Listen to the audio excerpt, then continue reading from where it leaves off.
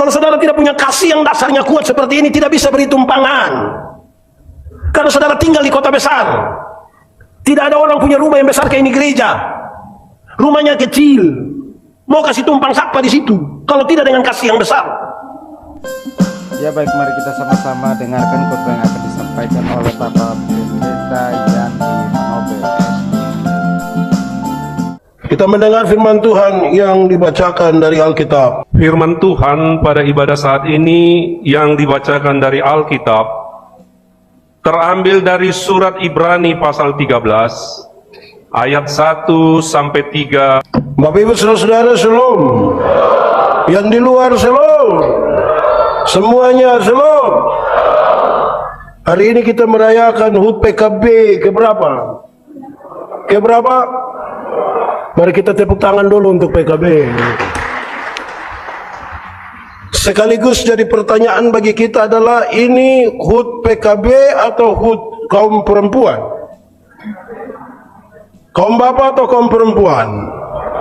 Kaum. Tapi kenapa kasat mata yang lebih banyak ada mama-mama? Itu jadi serius bagi kita. Saya mau tanya, ini mama-mama ini mama janda semua. Saudara-saudara, memang hal ini menjadi serius. Ini bapak-bapak orang ini dulu waktu masih pacaran rajin sekali jemput pacar antar ke gereja. Yang menarik, setelah menikah tidak datang lagi ke gereja. Lalu pendeta bilang, "Bapak, kenapa dulu masih pacaran rajin, sekarang sudah tidak rajin?" Beliau bilang begini, "Bapak pendeta, waktu Bapak pendeta kasih nikah saya dan ibu, kami dua telah menjadi satu. Jadi ibu kalau sudah pergi itu sama dengan Bapak justru hadir. Memangnya kalau mama makan sama dengan Bapak sudah makan. Tapi ibu-ibu juga sama. Ini ibu-ibu ini kadang-kadang siap cantik-cantik datang ke gereja jalan sendiri. Terus pendeta bilang, 'Ibu, suami.' Terus dia bilang, tahu sendiri. Lalu sudah tahu dia begini, kenapa mau ambil resiko? Baik, jemaat Tuhan, saya ingin menyampaikan kepada kita bahwa kita punya dua bagian hari ini. Pertama soal kaum bapak, yang kedua kita bicara soal bagian firman hari ini. Saya mulai dulu dari yang bapak-bapak. Saudara-saudara, kita dibesarkan dalam budaya yang kira-kira begini. Kami di kampung itu kalau ada anak laki-laki menangis, kami bilang, "Engkau macam perempuan saja." Seolah-olah yang boleh menangis itu yang. Kalau ada anak perempuan keluar malam-malam, kami selalu bilang, "Engkau macam laki-laki saja." Seolah-olah yang boleh keluar malam hanya. Akhirnya laki-laki dibentuk sebagai pribadi yang superior sekali. Pekerjaan-pekerjaan dengan resiko-resiko besar itu laki-laki yang ambil. Nanti dengan resiko-resiko yang ringan, yang kecil, itu perempuan ambil. Contoh, di rumah yang masak mama atau bapak? Di rumah yang masak mama atau bapak? Kalau di restoran besar yang masak laki-laki atau perempuan? Resikonya besar. Kami di NTT, di sini ada yang orang NTT? Tidak usah angkat tangan. Kita muka sama semua, saudara, angkat tangan. Kami di NTT kalau mereka iris tuak sadap itu pohon. Karena naik pohon tinggi resiko jatuh dan mati. Maka yang sadap itu laki-laki. Tapi dia hanya taruh di pohon, di bawah. Yang pikul bawa ke rumah dan masak itu perempuan. Resikonya kecil. Itu terbangun terus. Pertanyaannya jadi ringan sekarang. Ibadah itu termasuk resiko besar atau resiko kecil? Ibadah termasuk resiko besar atau kecil? Kecil atau besar? Kenapa saudara makin ragu-ragu jawab di sini? Seringkali orang melihat bahwa ibadah itu resiko kecil. Makanya banyak bapak-bapak ketika disuruh untuk beribadah, itu hanya ibadah, mama pergi saja, mama pergi saja. Nanti kalau dalam ibadah itu ada permintaan untuk setiap keluarga dalam rangka perayaan Natal 2023 mesti kumpul uang 250.000 per kakak. Resiko besar atau kecil? Besar. Tunggu bapak yang ambil ibadah, ibu-ibu yang pergi. Keputusan kumpul uang mesti bapak. Saudara-saudara, saya ingat dengan gereja kami pergi melayani di satu tempat di Rote dengan kaum bapak. Habis ibadah, saudara-saudara, kami duduk dan sharing pelayanan kaum bapak. Kami mengerucut pada pertanyaan, kenapa bapak-bapak ini tidak banyak yang ke gereja? Hampir-hampir kami semua sepakat satu kata. Apa itu? Sibuk. Zaman sekarang ini kalau orang sebut diri sibuk itu seperti dia punya derajat naik sedikit. Bapak ibadah, saya sibuk. Karena ini derajat agak naik, maka dia punya sebutan itu harus ekspresif. Saya sibuk. Wah, itu sibuk. Semua hampir sepakat begitu. Pas mau selesai, ada satu orang dia bilang, Pak Pendeta, saya bicara sedikit. Silakan. Pak Pendeta, untuk sibuk saya juga sibuk, Pak Pendeta. Saya punya perusahaan ada 6. Salah satunya tempat usaha kami baru akan ditutup jam 9:30 malam. Kalau kasih tinggal itu 2-3 jam, itu kita kasih tinggal uang yang besar. Tapi kenapa saya harus ikut persekutuan kaum bapak? Kenapa saya terima jadi majelis jemaat? Kenapa pagi-pagi mau antar anak-anak ke sekolah saya harus kasih panas mobil? Barang 1-2 menit saya baca dulu Alkitab 1-2 ayat biar anak-anak dengar. Kenapa saya lakukan itu? Kami penasaran, tunggu dia punya jawaban. Dan ternyata dia jawab begini, karena saya sayang sebuah anak. Karena saya sayang, saya langsung bilang dia, jadi yang macam kami ini tidak sayang anak. Hanya bapak saja yang sayang anak. Dia bilang, Pak Pendeta, saya baca Alkitab. Saya baca-baca sampai satu bagian di mana tertulis begini, Tuhan ingin menghukum Salomo karena Salomo membuat kuil-kuil untuk penyembahan bagi dewa-dewi istri-istrinya. Tuhan ingin menghukum, tetapi kemudian Tuhan membatalkan hukuman itu. Tuhan mengucapkan kalimat ini, Salomo, oleh karena ayahmu Daud, maka aku tidak akan menghukum engkau. Yang ringan itu dia begini, Salomo, oleh karena engkau punya bapak yang namanya Daud itu yang membuat saya tidak jadi menghukum engkau. Dia bilang begini, Pak Pendeta, waktu saya baca sampai di sini saya mengerti bahwa ternyata apa yang bapak-bapak lakukan Tuhan perhitungkan bagi anak-anaknya. Amin. Yang diperbuat oleh bapak-bapak itu diperhitungkan Tuhan bagi anak-anaknya. Amin. Bapak-bapak, di sini tidak ada bapak-bapak. Ini remaja semua ini. Bapak-bapak, sayang anak, beli handphone, jangan lupa ibadah. Hal ini menjadi serius bagi kita. Dalam sebuah pertemuan raya kaum bapa di sinode kami, saya diminta untuk bicara 1-2 hal. Di sesi pertanyaan, itu pertanyaan banyak sekali. Mereka bertanya, apa yang sinode buat, apa yang gereja buat, apa sinode buat, apa gereja buat, apa sinode buat, apa gereja buat. Saya catat itu banyak sekali. Waktu mau jawab, saya bilang mereka, Bapak-bapak, pertanyaan ini banyak, tapi jawabannya enteng saja dan kecil. Apa itu? Bapak-bapak, waktu bapak-bapak itu diteguhkan dalam pernikahan dengan istrimu, hari itu juga bapak-bapak diteguhkan menjadi imam dalam keluarga. Waktu diteguhkan jadi imam dalam keluarga, pertanyaannya adalah, apakah fungsi imam dalam keluarga dijalankan oleh bapak-bapak atau tidak?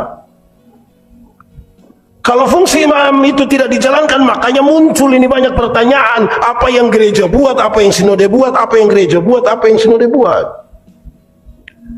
Tapi kalau semua bapak-bapak itu melaksanakan fungsi imamatnya di dalam rumah tangga, mungkin satu saat gereja akan mendapatkan nota, minta maaf, keluarga kami tidak lagi terima ibadah rumah tangga.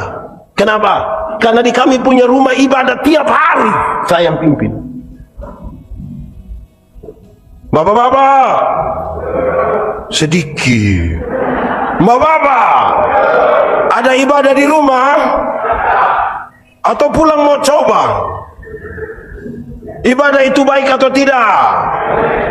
Cobalah mulai sebentar malam itu pulang ajak istri anak-anak semua ibadah.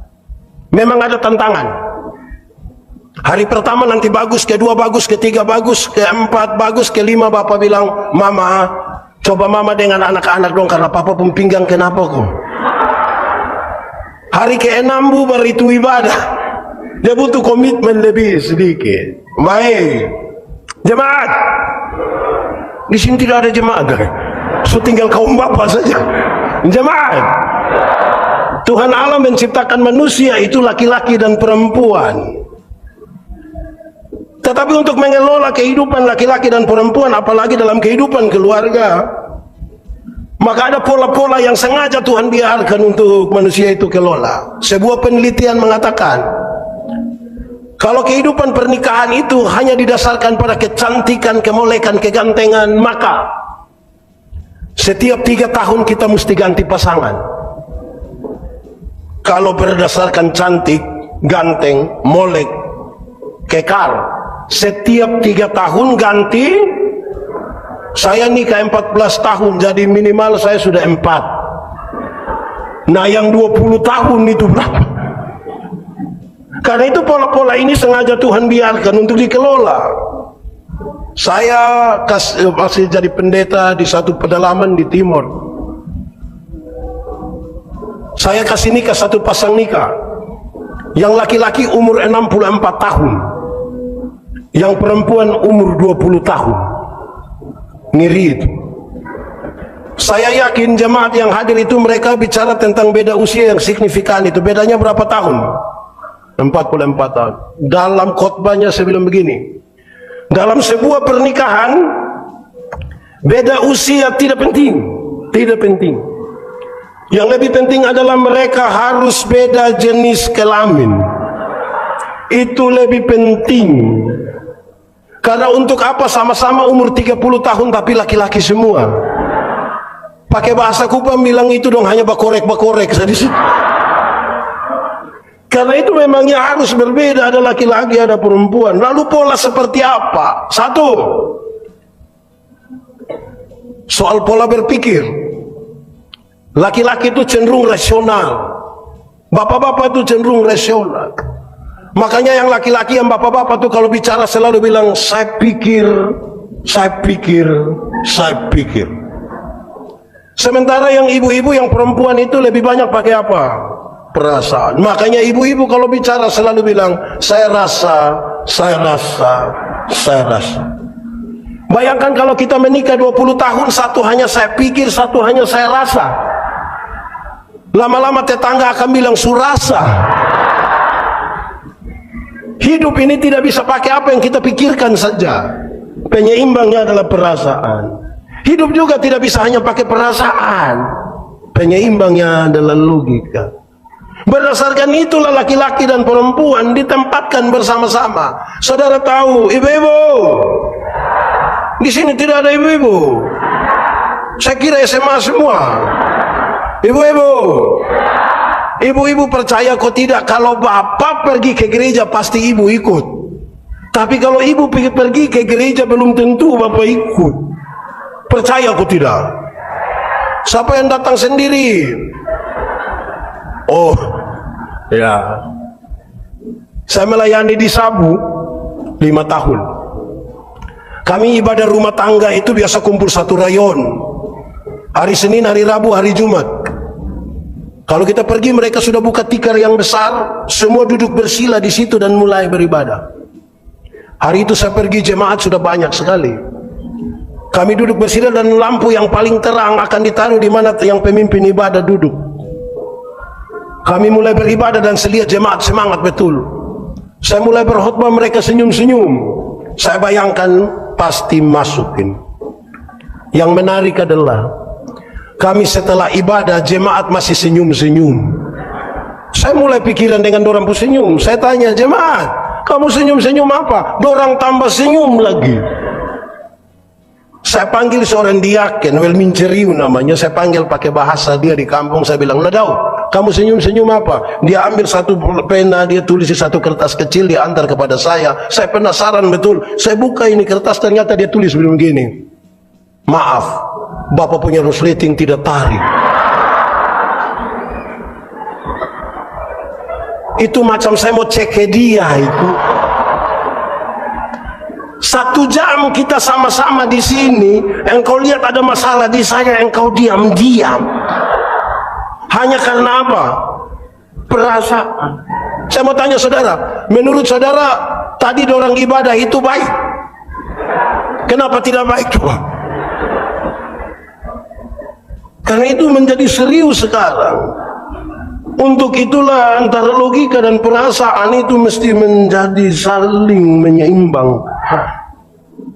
Bukan untuk kita uji mana yang lebih, yang betul atau ini, tidak, tapi supaya dikelola. Kedua, soal pola bekerja. Laki-laki itu cenderung pekerja tunggal. Pekerja tunggal. Kami bapak-bapak ini hanya pergi ke kantor saja. Tapi waktu pulang kami rasa kami sudah kerja seluruh dunia dan segala isinya. Bapak-bapak ini kalau sempat gendong anak barang 1 jam, itu dia rasa dia sangat berjasa. Kalau ibu pulang dia bilang, Mama, ya tolong gendong adek dulu. Papa, saya pergi ke teman-teman dulu. Kasih tinggal kami sendiri. Tadi saya sudah gendong itu 1 jam. Karena polanya tunggal. Sementara ibu-ibu itu kan polanya jamak. Ibu-ibu itu bangun pagi bisa sambil siap anak-anak ke sekolah, bisa sambil setrika, bisa sambil siap sarapan, siap juga memang makan siang, bisa siap suami ke kantor, kadang-kadang sambil foto-foto, update status, semua jadi satu. Karena polanya jamak. Bukan untuk dibandingkan sekali lagi, tapi untuk dikelola. Saudara, kalau ada acara-acara begini, ketuanya kaum bapak, jangan coba-coba telepon waktu kita dari jalan, dari bandara menuju sini. Kalau kita telepon, Bapak, bagaimana persiapan? Dia hanya jawab satu kata, beres. Nanti pas dia bilang beres, baru yang ibu-ibu bilang beres apa? Karena laki-laki biasa tidak detail. Saudara-saudara, kita di rumah kalau tamu datang, dia naik tangga emper yang paling terakhir dengan yakin sekali bapak bilang kepada mama, Mama, kopi. Padahal kopi tidak ada. Setelah tamu pulang, mama bilang, Bapak, lain kali itu coba tanya kami dulu di belakang. Terus papa bilang, kan saya sudah beli. Ibu bilang, iya Bapak, itu 6 bulan lalu. Bapak pikir beli 1 kali itu untuk seumur hidup kah? Karena polanya tunggal, bukan karena dia sedikit. Saudara-saudara, yang ketiga, soal pola bicara. Laki-laki cenderung pendiam. Laki-laki itu cenderung pendiam. Secerewet-cerewetnya laki-laki dia masih disebut pendiam. Makanya di Kupang kalau ada laki-laki terlalu cerewet, orang selalu bilang engkau punya mulut itu macam perempuan saja. Sebuah penelitian mengatakan dalam 1 hari itu seorang laki-laki kalau bicara kira-kira 7.000 kata. Berapa ribu? Tapi seorang perempuan kalau bicara dalam sehari minimal sekurang-kurangnya 21.000 kata. Bapak 7.000, mama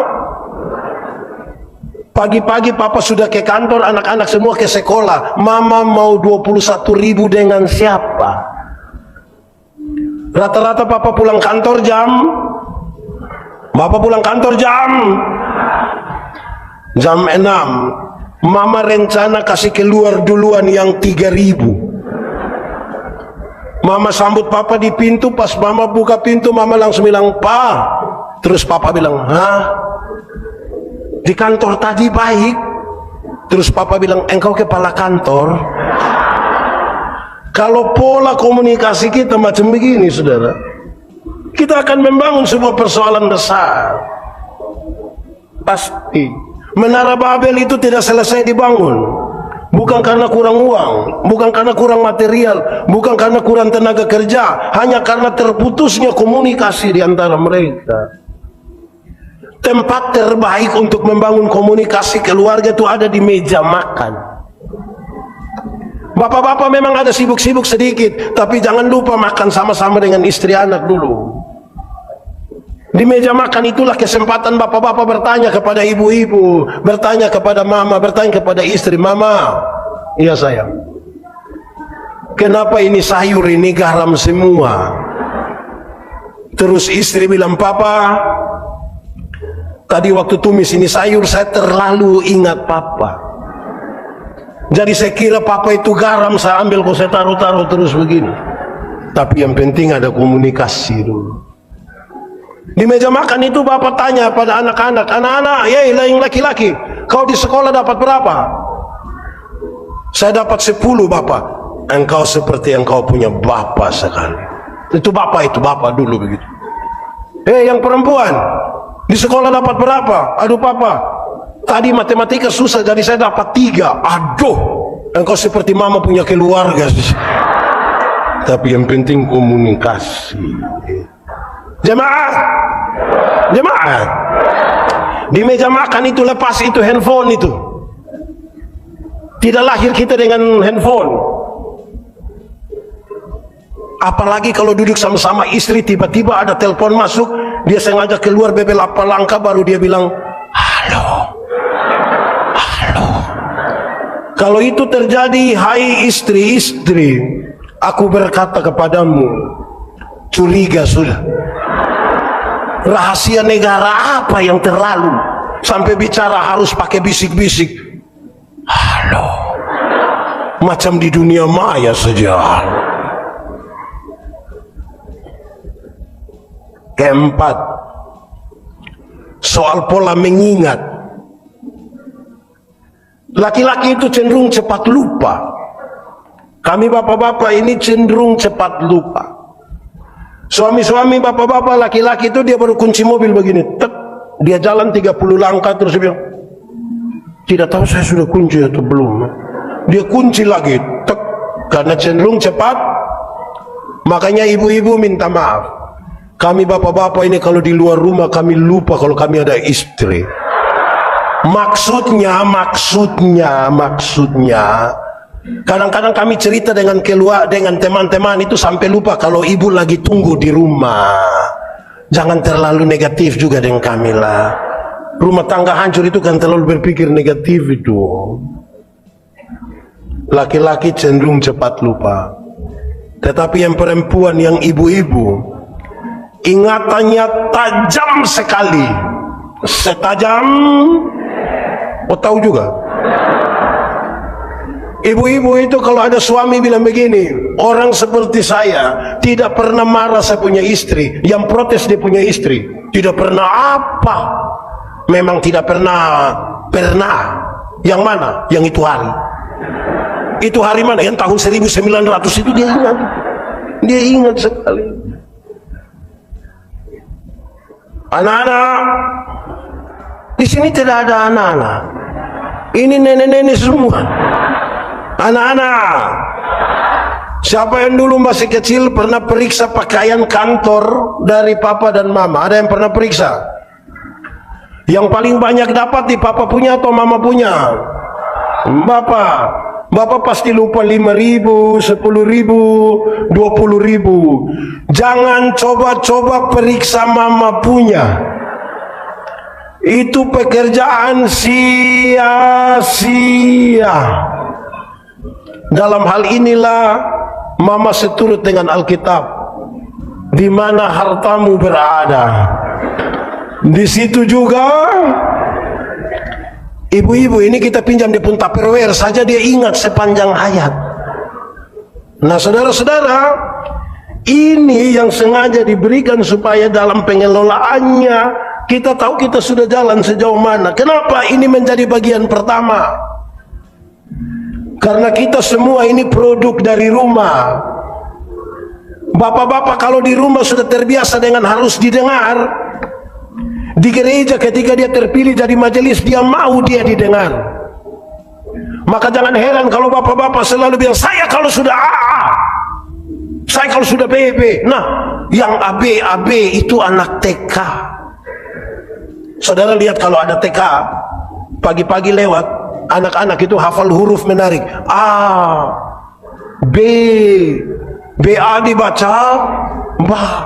Jadi kalau sebentar pulang, tiba-tiba bapak bilang, saya kalau soal A, saya BB. Tanya papa, TK di, jangan coba-coba. Jangan tanya, itu nanti kita tambah masalah itu. Kita semua dari rumah datang dalam persekutuan. Kalau di rumah beres, persekutuan beres. Negara jadi maju. Dan yang jadi nahkoda di rumah itu adalah siapa? Bapak-bapak. Itu bagian pertama. Itu masih pengantar, belum khotbah. Khotbah ini baru masuk di bagian ini. Jemaat, ada banyak orang Kristen waktu itu dalam konteks pembacaan ini di mana? Karena keputusan iman untuk menerima Yesus Kristus, kemudian mereka menjadi sengsara. Mereka ditinggalkan oleh banyak orang.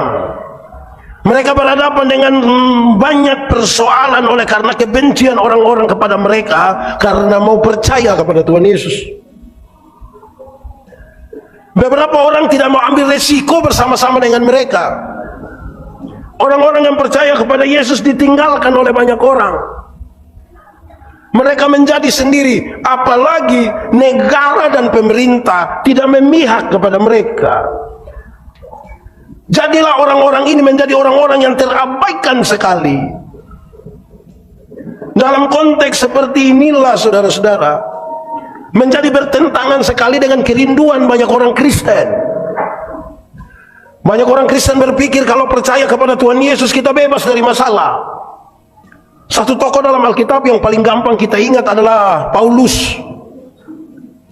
Paulus masuk penjara. Paulus masuk penjara apakah karena dia melakukan sebuah kejahatan serius? Tidak. Apakah ada tindakan kriminal? Tidak. Lalu kenapa Paulus masuk penjara? Karena coba-coba percaya kepada Yesus dan mencoba beritakan itu kepada orang lain, itu membuat dia ditangkap. Resiko ini terlalu besar dan banyak orang tidak mau ambil bagian di situ. Saudara tahu, ini bertentangan dengan kerinduan kita. Beberapa orang pikir kalau menjadi Kristen bebas dari masalah. Kalau dia sakit kepala cukup tunjuk begini terus dalam nama Yesus dan sembuh. Banyak orang pikir kalau percaya kepada Tuhan Yesus, pagi-pagi petugas koperasi datang di rumah. Tuhan Yesus kasih keliru petugas koperasi. Jadi dia tagih di tetangga. Tidak. Justru sebuah pengalaman yang berat ini terjadi dan bisa saja dia menjadi sangat sendiri. Dalam kondisi seperti inilah nasihat ini ada. Ingatlah kasih persaudaraan. Kamu sebagai persekutuan harus menjaga kasih persaudaraan. Kasih yang dibangun di atas pengorbanan Yesus Kristus yang tanpa pamrih. Yang dia lakukan karena cinta kasih. Jemaat, ikut yang saya bilang. Kasih ialah kebaikan, tidak terpatahkan oleh apapun, tidak akan berubah menjadi kebencian. Ulangi, kasih ialah kebaikan, tidak terpatahkan oleh apapun, tidak akan berubah menjadi kebencian. Rujukannya ialah karena begitu besar kasih Allah akan dunia ini. Apakah Tuhan Allah mengasihi dunia? Mengasihi? Apakah dunia mengasihi Tuhan Allah? Lalu apakah karena dunia tidak mengasihi Tuhan Allah berhenti mengasihi dunia? Apakah Tuhan Allah membenci dunia? Saudara lihat, kasih tidak terpatahkan. Sehingga seorang yang hidup dalam persekutuan sebagai keluarga Allah tidak boleh mengatakan kepada saudaranya, Pak, saya terlalu hargai Pak, Tapi waktu saya sudah tahu Pak punya sifat asli begini, maaf. Itu bukan kasih, egois. Kita bilang, kalau kamu hanya bisa berbuat baik kepada orang lain yang berbuat baik kepadamu, apakah jasamu? Karena orang-orang berdosa pun melakukan yang itu. Harus kasih seperti ini. Yang paling gampang untuk menggambarkan kasih seperti ini, itu di ibu-ibu dulu. Kita tanya ibu-ibu yang paling tahu. Ibu-ibu, melahirkan itu sakit atau tidak sakit? Terlalu sakit. Baik melahirkan normal atau abnormal tetap sakit. Sesar itu abnormal kok. Waktu ibu-ibu sakit melahirkan, kami suami-suami ini kan hanya dari jauh taruh tangan di kepala baru bilang Yesus, tapi tidak tahu. Sudah taruh tangan di kepala lagi dia sambil bayangkan kira-kira ini anak muka seperti siapa ini, kira-kira ya sakit. Sekarang kita tanya, anak-anak, waktu kamu baru dilahirkan, kamu tidak tahu apa-apa, kamu hanya bisa menangis. Waktu kamu menangis, orang tua berpikir hanya dua hal, kalau bukan basah pasti lapar. Anak-anak punya jam tidur, orang tua punya jam bangun. Orang tua punya jam tidur, anak-anak punya jam bangun. 2:30 subuh banyak orang tua masih menggendong anak-anaknya. Betul. Dalam kondisi sempoyongan karena tidak tidur ini, seringkali ibu-ibu dipaksa lagi menjadi penyanyi. Makanya ibu-ibu punya lagu seringkali tidak bisa dipertanggungjawabkan. Kalau tidak bobo digigit, padahal justru kalau anak bobo itu baru nyamuk gigit. Kalau anak ada lari-lari, nyamuk mana gigit dia? Tidak ada. Anak-anak, waktu kamu kecil dulu kamu tidak bisa berbicara, ataukah di antara kamu ada yang mau lahir langsung bikin status? Kamu tidak tahu bicara. Orang tua ajar kamu bicara satu-satu suku kata. Ma, pa. Tapi sayang ketika kamu mulai SMP, SMA, ada senang bicara sama papa mama? Orang tua tolong jawab. Waktu anak mulai SMP, SMA, kuliah, ada suka bicara dengan papa mama? Mereka lebih suka bicara dengan pertanyaan terakhir, kenapa kasih makan dorang? Latih orang bicara setengah mati, kok bicara dengan orang lain bukan dengan kita. Kenapa kasih makan? K-A-S-I-H. Dibaca. Anak-anak, waktu kamu lahir kamu belum bisa jalan. Atau ada di sini yang lahir langsung lari 100 meter. Orang tua ajar anak itu jalan satu-satu langkah sambil pegang di tangan dia latih nah itu jalan belakang. Tapi sayang ketika anak-anak ini mulai SMP, SMA, kuliah, ada suka jalan sama orang tua, suka jalan dengan orang tua. Mereka lebih suka jalan dengan pertanyaannya bagi orang tua, kenapa kirim pulsa untuk Dona? Kenapa? Apa? Anak-anak, karena itu orang tua selalu bilang begini, anak-anak asal kamu mau sekolah tinggi, biar kami orang tua ikat perut tidak apa-apa. Betul orang tua? Orang tua kalau sampai bilang ikat perut itu bukan berarti mereka mau pakai stagen, tapi mereka utang demi anak-anak mereka. Orang-orang tua selalu bilang begini, anak-anak, busuk-busuk sekalipun kami punya anak ini. Betul? Pernah dengar itu kalimat? Busuk-busuk pun tetap anak. Itu yang saya mau tanya orang tua, kenapa bilang kami busuk? Kasih tidak terpatahkan. Di sini ada yang kuliah atau ini semua selibur? Yang kuliah ada, yang datang dari NTT ada, yang datang dari mana-mana ada, dia kos di sini ada. Biasa telepon orang tua pada waktu Telepon orang tua pada waktu. Oh, kamu juga tahu. Pagi-pagi buta, mama belum bangun, mama punya HP, bunyi teneneng. Mama ambil, selum kak, selum mama, iker mana? Mama ada baik-baik kah? Iya, kenapa? Tadi malam saya mimpi mama. Pas dia bilang tadi malam saya mimpi mama, mama langsung bilang, kakak mau berapa Nabila? Masih pagi-pagi buta ini. Kasih tidak terpatahkan. Kenapa? Setelah saudara memahami kasih yang seperti itu, yang tidak pernah akan berubah menjadi kebencian, baru saudara boleh mengatakan sesuai dengan teks ini, berilah tumpangan kepada orang lain. Kalau saudara tidak punya kasih yang dasarnya kuat seperti ini, tidak bisa beri tumpangan. Karena saudara tinggal di kota besar, tidak ada orang punya rumah yang besar kayak ini gereja. Rumahnya kecil, mau kasih tumpang siapa di situ? Kalau tidak dengan kasih yang besar.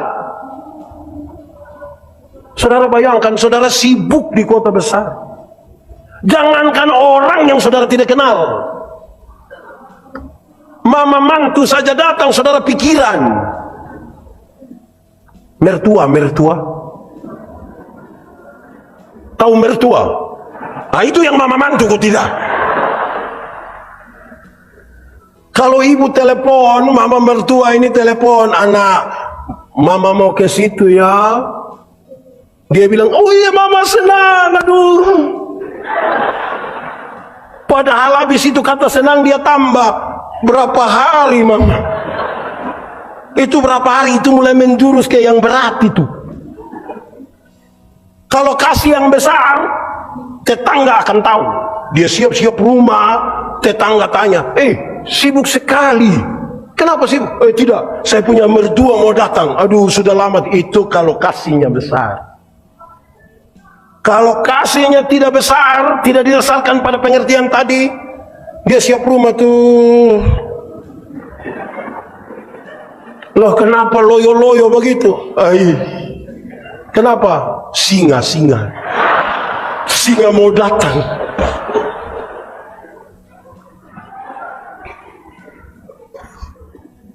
Saudara bayangkan, berilah tumpangan kalau saudara punya hati seluas samudra, penuh kasih.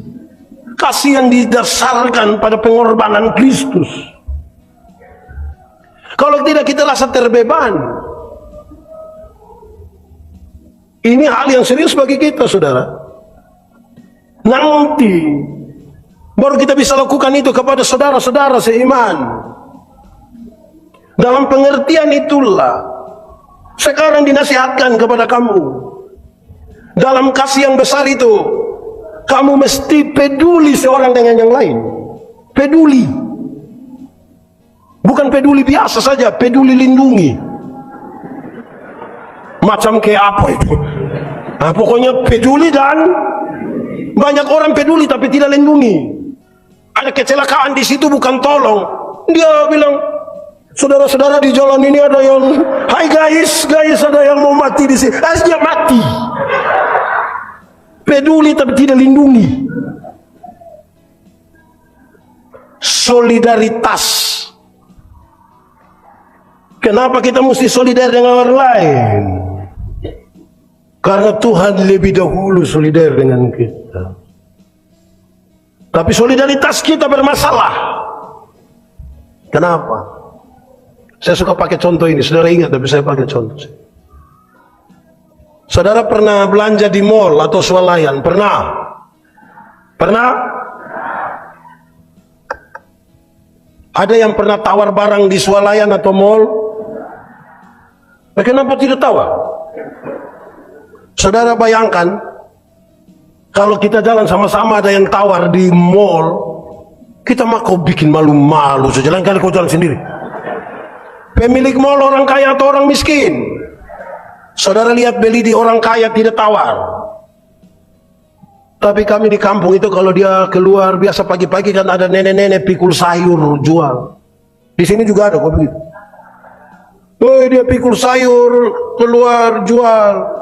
Bangun pagi-pagi, di orang kaya kita tidak tawar 99.900.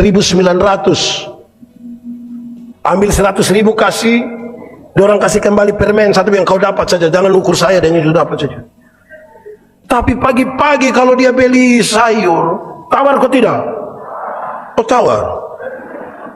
Dia punya tawar mengerikan, padahal ini nenek ini terlalu susah. Mungkin pulang jual sayur dia sudah mati. Tapi kita punya tawar sayur ini, aduh. Nenek, sayur berapa? Ini nenek sudah senang ini. 3.000. Dia sengaja kaget. Hah? 3.000? Bisa 9.000, ha? 3.000 jadi 9. Kadang-kadang dia tambah satu kalimat di belakang. Bisa 9.000 kah? Nenek orang tanam sendiri juga. Itu kalau saya yang jual, saya bilang bawa saja gratis saja. Tawar sayur 3.000 jadi 9.000, terlalu durhaka lah kita. Tawar sayur 3.000 jadi 9.000, padahal turun dari mobil Innova. Di tangan kiri ada Samsung terbaru, di tangan kanan ada iPhone terbaru, masih ada lagi Nokia di dalam tas. Rantai salib berat 1 kilogram. Tawar sayur 3.000 jadi 9.000 memang terlalu itu. Jemaat, karena itu sebagai tanda solidaritas, mulai besok tawar sayur itu terbalik dari itu. Nenek, sayur berapa? Nenek bilang 3.000. Maaf nenek, bisa 3.000?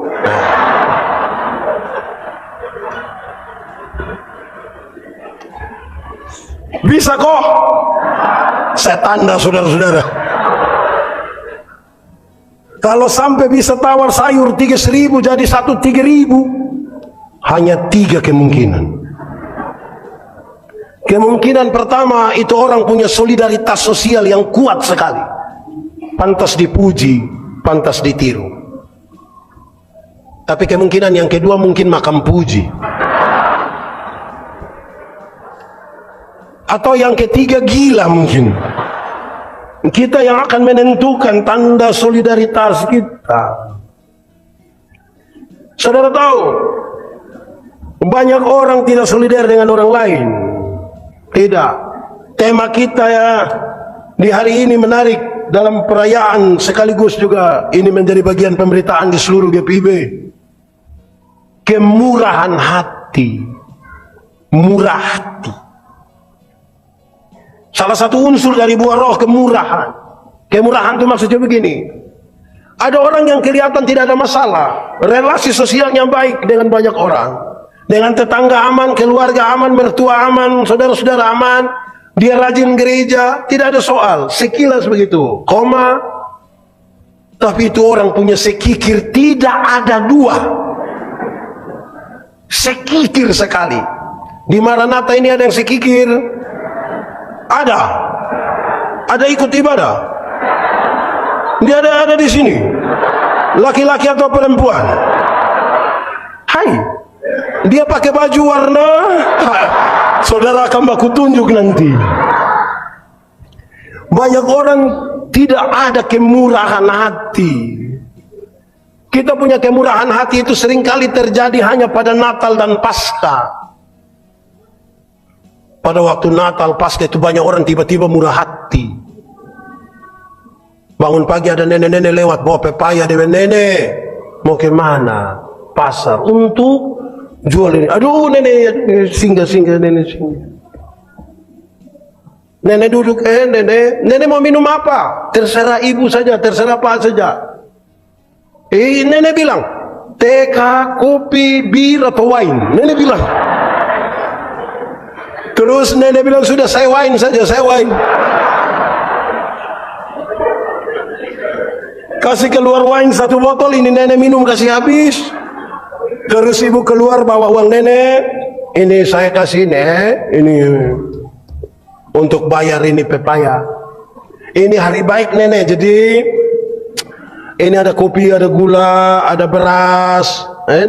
Nenek tinggal di mana? Dia sebut satu tempat kira-kira 10 kilometer. Lalu nenek pulang dengan saya jalan kaki. Aduh, jangan, aduh. Grab.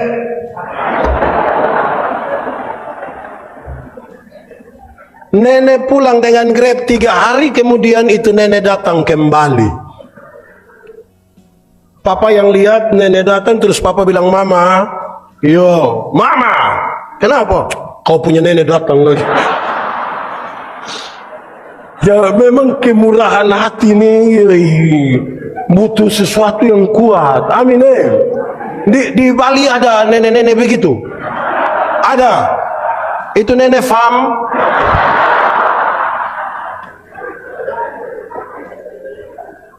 Saya seringkali protes, bukan protes, kasih masukan anak-anak muda luar biasa dalam gereja yang mereka sudah setia melayani.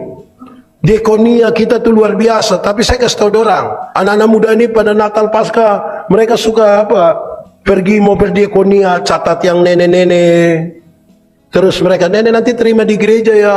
Bagus kan?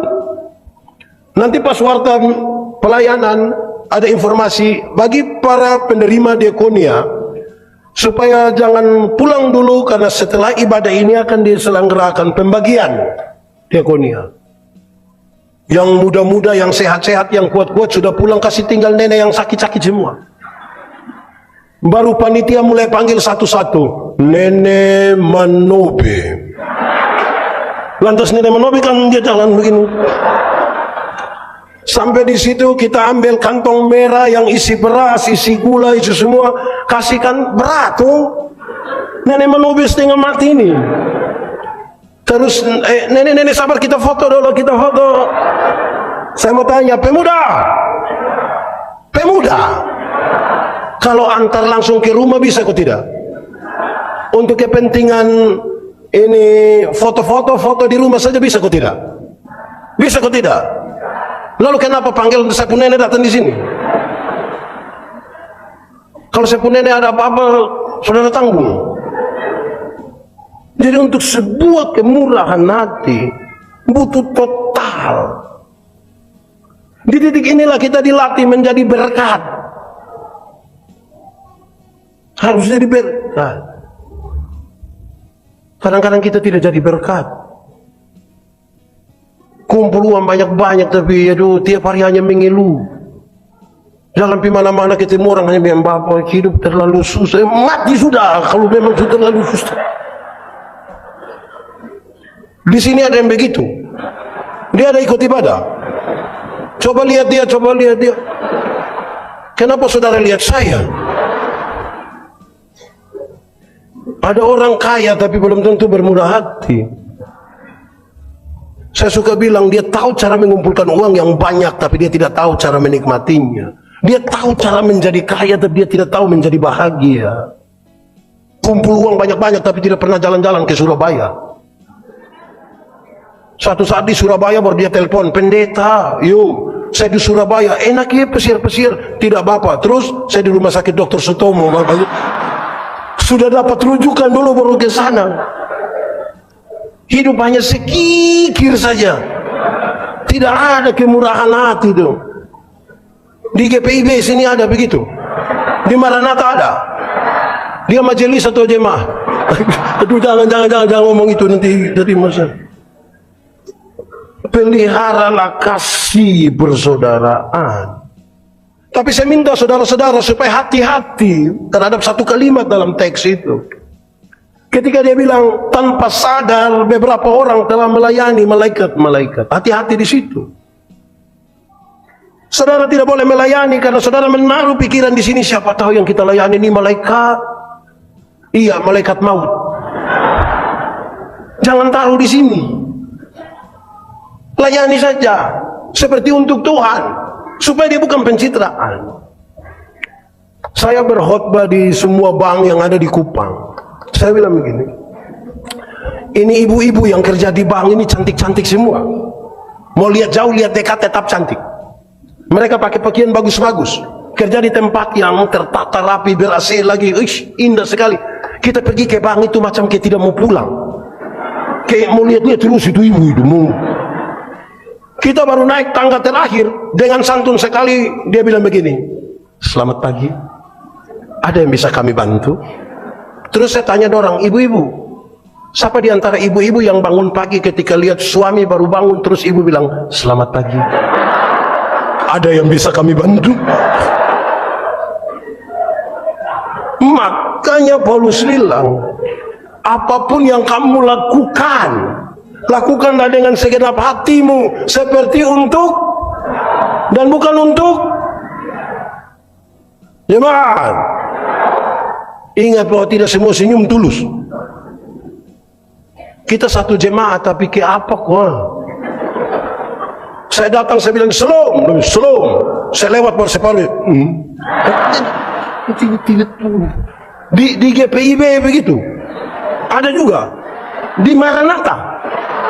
Itu ibu ada di sini. Pakai baju warna. Itu kita bisa. Jemaat. Laki-laki itu melihat perempuan, tapi perempuan melihat perempuan. Kami laki-laki, kami bapak-bapak nih kalau duduk sama-sama, tiba-tiba ada seorang perempuan cantik masuk lewat situ, serempak kami punya kepala akan begini. Tapi kalau istri ada di situ dan kelihatan begitu akan jadi masalah. Perempuan cantik itu lewat, kami tidak, kepala kami tetap, hanya mata yang pindah.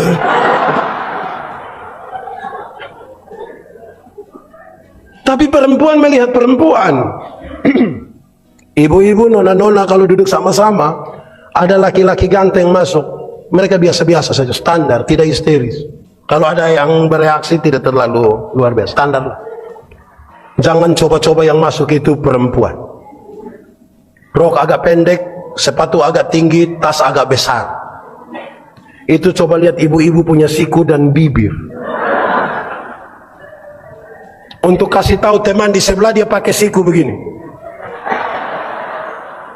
Yang di sebelah lihat dia pakai bibir baru.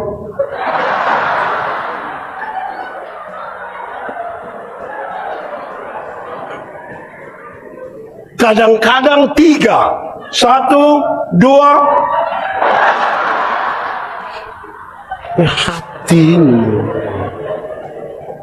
Di Bali ada yang begitu. Ada yang begitu.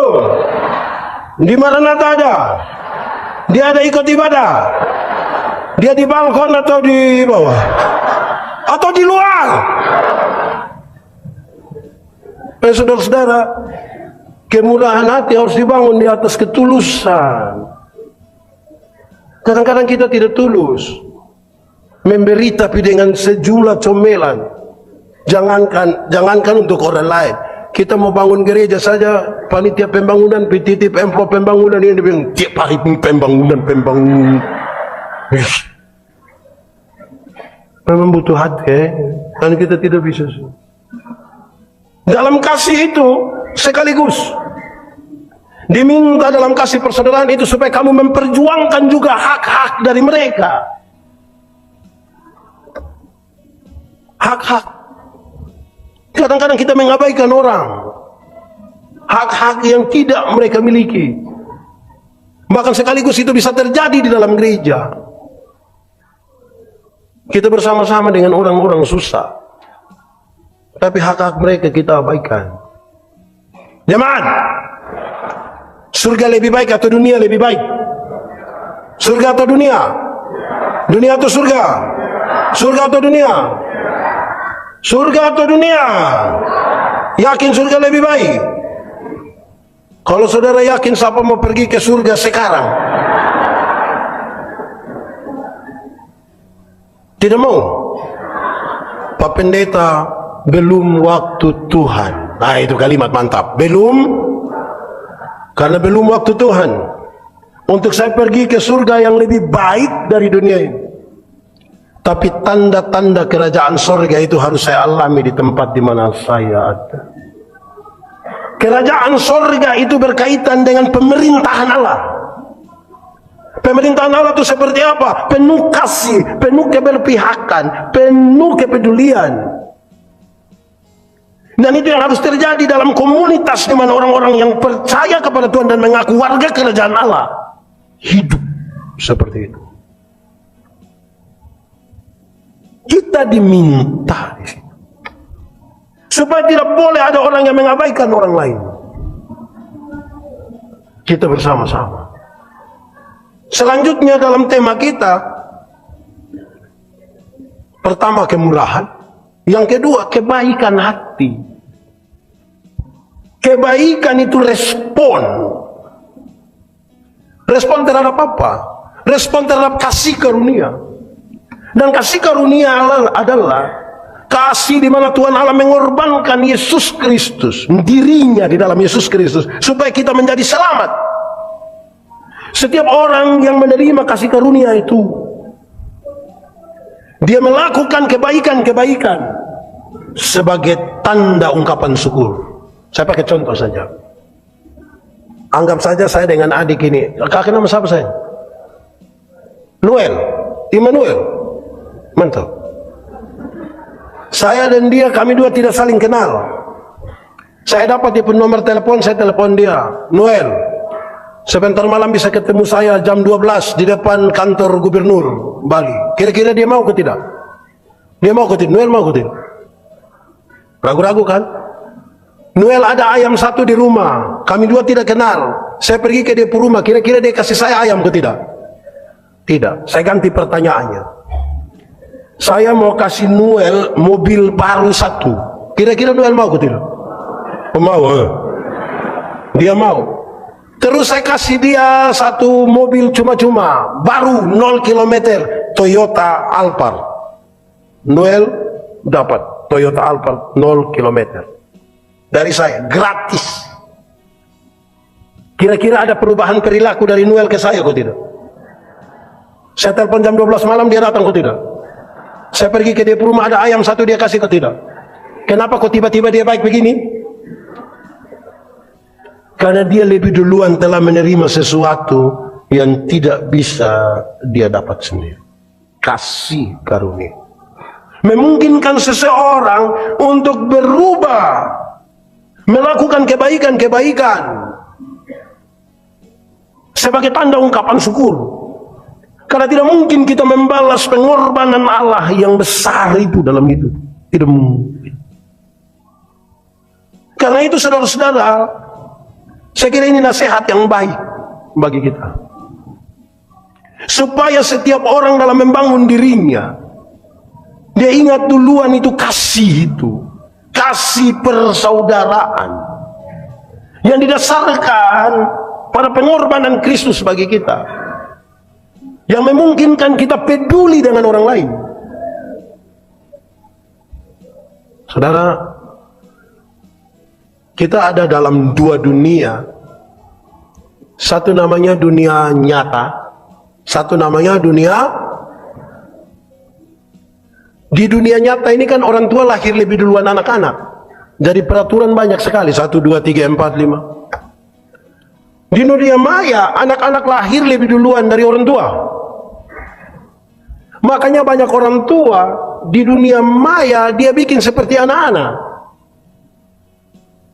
Kadang-kadang kita berteman baik-baik di media sosial, like, komen, tapi waktu ketemu kita macam tidak baku kenal. Baru kita bilang, saya pun teman. Teman apa? Gereja mesti menjadikan sesuatu itu lebih. Saya mau tanya saudara, ini jemaat ini bagus sekali ini di Maranatha ini, gereja orang banyak-banyak begini, ini mantap. Saudara ada kenal orang di saudara pun sebelah? Kenal Yang jawab 5. Di muka belakang kenal. Kenal? Saudara kenal Lesti? Kenal? Lesti siapa? Yang di jauh sana kita berusaha untuk saling kenal. Yang dekat-dekat kita tidak saling kenal. Ada jemaat yang lama tidak bergereja. Nanti satu saat pas dia mati baru majelis bilang, itu kita punya. Majelis juga heran itu. Kita juga heran ini. Jemaat, kasih itu, makin dekat seseorang dengan Tuhan, makin dekat dia dengan orang-orang yang ada di sekitar. Ada dua keluarga jauh dari gereja, tinggal dekat hutan. Yang satu punya anak perempuan, satu punya anak laki-laki. Yang punya anak perempuan datang bilang kepada yang laki-laki, "Kakak, hari-hari Minggu begitu kakak tolong jemput kakak punya adik perempuan ini, antar ke sekolah Minggu Yuk." Laki-laki jemput, antar ke sekolah Minggu. Sampai sekolah Minggu, yang perempuan masuk ikut sekolah Minggu, yang laki-laki duduk main kelereng di luar. Beranjak jadi remaja ikut katekisasi. Yang laki-laki jemput antar ke gereja ikut katekisasi. Yang perempuan masuk, yang laki-laki cerita-cerita di luar. Pulang-pulang sama-sama. Rupa-rupanya orang dua jodoh. Setelah menikah, yang ibu terpilih jadi majelis gereja, penatua diaken. Waktu pelayanan dimanapun, hujan, badai, angin, yang suami selalu setia antar. Tapi sampai sana, ibu masuk pimpin di dalam, dia pun suami isap-isap rokok di luar tunggu. Satu saat mereka mati sama-sama. Waktu jalan sampai pintu surga, ternyata Simon Petrus sudah tunggu. Lihat ini ibu datang, Simon Petrus bilang, "Shalom ibu, mari silakan masuk." Ini ibu masuk, melihat istrinya masuk, suaminya juga cepat-cepat mau masuk. Jadi Simon Petrus bilang, Pak, sabar dulu Pak, sabar. Sabar, kenapa? Papa sabar dulu. Itu saya punya istri yang masuk. Simon Petrus bilang, betul. Itu memang Pak punya istri yang masuk. Tapi, dari waktu itu kan Bapak hanya antar-antar. Jadi minta maaf, hari ini Bapak hanya antar saja. Bapak punya tempat di sebelah yang api-api itu. Ibu-ibu, siapa yang tadi datang suami hanya antar. Terus dia bilang, "Mama, nanti kalau sudah selesai WA biar Bapak jemput." Ada? Kalau ada pulang tolong sampaikan salam, kasih tahu ada salam dari Simon Petrus. Orang kalau makin dekat dengan Tuhan itu, saudara tidak usah bicara soal kepedulian. Kalau tidak kita lebih banyak pencitraan. Dalam kepedulian itu terletak spiritualitas. Spiritualitas itu gerakan dari dalam keluar. Yang di dalam itu teologi, yang keluar itu etika. Perjumpaan teologi dan etika itulah spirit. Pencitraan itu gerakan dari luar ke dalam. Yang dari dalam keluar itu misalnya sampah. Kalau dia tahu bahwa harus bersih, dia lihat sampah, dia sapu atau dia pungut. Kalau itu spirit.